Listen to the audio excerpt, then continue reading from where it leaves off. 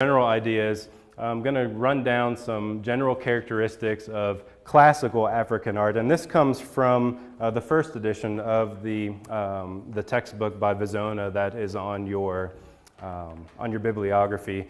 But again, it kind of gives us a good grounding for taking off when we start looking at the arts. So the first one is abstraction. So looking at a lot of objects that sort of lie outside the naturalistic renderings of form, okay? And the thing to always keep in mind is it is not a matter of skill. It has nothing to do with artistic skill or ability, okay? Who in here has seen God before? Anyone? No one in here has ever seen God. What does God look like? So, I like to kind of make this comparison. In the Western perspective, the way that God is depicted looks like us, right? But if you boil it down and you start thinking a little bit differently about this, about the concept, in the arts of Africa, we have abstract forms to express an abstract idea. Now, that's not any kind of a statement or judgment about God or about faith, but if we boil it down, did Michelangelo physically see God? Probably not. We don't, I don't know for sure, but my guess is probably not. And what artists on the African continent are doing is, what I would argue, maybe more sophisticated way of thinking about depicting the unseen. Abstract form to represent abstract ideas. The second is sculptural primacy. You'll notice pretty much until we get up into the contemporary, global contemporary, that the images are almost all three-dimensional, an emphasis on the three-dimensional. That's not to say that there isn't a tradition of 2D works across the continent. There certainly is, but I think with the image set that we have, the majority are going to be three-dimensional objects. And we'll talk a little bit more as we go from piece to piece about why that is the case. Performance art is another one, okay? Movement is seen often as a primary art form, okay? And if we couch this in Western terms or in contemporary terms, this is conceptual art. This is, in the Western perspective, coming in the 1960s with Fluxus. Spectacular that there is a long-standing historical tradition of conceptual art, of movement being the primary form or feature of a work of art across the continent. And again, this is something we have to keep in mind when we're looking at objects that in context would have been active and would not just be a singular object like a mask, but would be a mask and a headpiece and an outfit and drums, sound, people, music. The sum total of that is what gives rise to the significance of a lot of these objects. Multiplicity of meanings, another one. We'll talk about this especially when we look at the Lukasa and the arts of the Asante or Akan. Both of them are on the image list. And basically we're going to see some really intellectually complex layerings of meaning that exist in a single work. There is a larger intellectual grounding with these pieces than perhaps first meets the eye, adding to this idea of sophistication with the individuals who are making these works of art. We can talk about this in terms also of knowledge, because from the Western perspective, and especially here in the U.S., we have this notion that knowledge is accessible to everyone. We even have a law, right? The Freedom of Information Act. That I can get whatever information I need. And that's not the case when we're looking at objects on the African continent where knowledge is secret and sacred and guarded. And knowledge itself as a form of power functions and gives rise to layered meanings with the arts.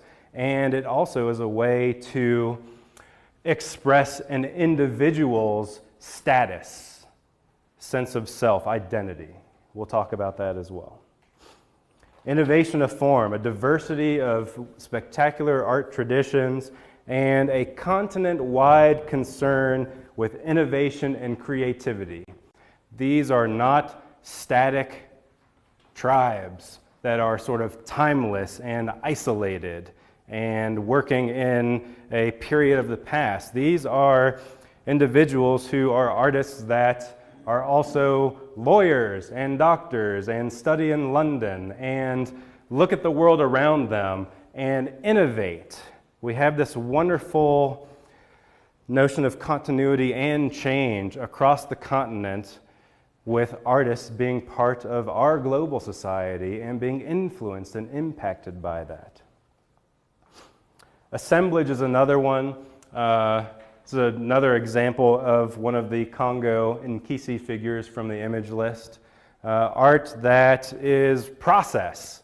Again, couch it in Western terms, and we're in the 20th century with a lot of artists who are using materials that are maybe organic, that have a life in themselves. And we can look to some of the traditions on the African continent, and we can see objects that also have a life, that are being built with stuff as they're being used, as they are functioning, and the art changes and changes and changes. In terms of two-dimensional works, parallel asymmetries, we have these wonderful balances in composition with the use of asymmetrical elements and also with more symmetrical elements. This sort of push and pull and a play with positives and negatives, all right? Again, couching it in 20th century terms, this push-pull tension is something that we see in modernism with artists like Mondrian and with Malevich. So again, sophisticated ways of thinking about formal elements have existed here for centuries. And the last one we can say is humanism. We can talk about that in terms of the use of the human body as an art form. We can also talk about that as the human body as the measurement of scale. Canons of proportion, right? When I was taking art history, we learned about the Greeks as the great humanists that were looking at man as the measure of all things. But that was happening across the African continent once again for centuries. And we'll see how that also impacts the visual arts. Okay, so when we think about the sort of progression, if we want to think about Western art history as a progression, there is the idea of sort of moving towards naturalism, all right? That there is some kind of a progression happening with the history of art, and we don't see that type of a progression necessarily with the arts on the continent. And one example that we can look at here, and I'll talk just this much about because this is a culture that is on our image list. These are two cast sculptures from the Kingdom of Benin. So if you remember your brass plaques from the Oba's palace, same culture we're talking about here. And this one was done in 1450, this one was done in the 1890s. And when British explorers and colonial officials came across these, it was viewed as evidence of a degenerate culture. Because look at the height of civilization. You have wonderful modeling, and you have this naturalism, the height of development. And yet, when we arrive in the 1890s, you can see how their culture has degenerated because you get this grotesque abstraction. They've lost that sensibility. But the fact is, the point is not about naturalism. It's not about replica. It's not about mimesis. With these objects, the significance of this has to do with the material. The amount of brass that you have makes it valuable, makes it significant. This is made to honor a deceased king. And in 1450, the kingdom was pretty wealthy, but in 1890, it was extremely wealthy. And we're going to make one of these that is now 3 feet tall and weighs 400 pounds because it is laid with this metal. And the metal is what makes it significant. It's not about replication, or naturalism. So thinking about it and approaching these works in a different way, perhaps differently than we might in the Western perspective, is something that we're definitely going to want to kind of promote here. So the last little intro blurb we'll talk about is just describing African art. So if, as you've been diving into the image set here, if you've been looking for different resources, you'll notice that especially from the mid-20th century, if you look at different books, you can see a book on primitive Africa, black Africa, tribal art, naive art. All of these terms that have been connected with Africa and Africans for a long, long time. And again, this is, we need to kind of step out of a Western paradigm and strip away a lot of these assumptions that kind of come along and have been promoted well before even the Victorian age in Europe. So primitive, one of these, the root of primitive meaning prime, it means the first, right? Original. But the problem is that the objects are being made today. So it doesn't have anything to do with the date, but rather this is an adjective about who's making it, primitive peoples. Do we look at the Mona Lisa and call this primitive art? We don't. But the objects on the African continent that are being made at the same time have been couched as primitive. Different ways of thinking. We can even make an argument that in fact, maybe primitive should be a term used for the West. If you look at the history of the continent, one example, iron technology was being used on the African continent 2 centuries before it hit the West. Not primitive. What about ethnic? Who in here is ethnic? Everyone, right? It's too broad. It doesn't fit. Tribal art. The word tribal also carries really, really heavy connotations, bigoted, uninformed, because across the continent you don't have tribes. Tribe was a word that was developed to describe the Plains Indians. On the African continent you have kingdoms, you have cultures, you have confederacies, you have polities. And when we think about tribalism or tribal art, that carries a lot of baggage with it and kind of informs the way that we start thinking about the peoples and the objects.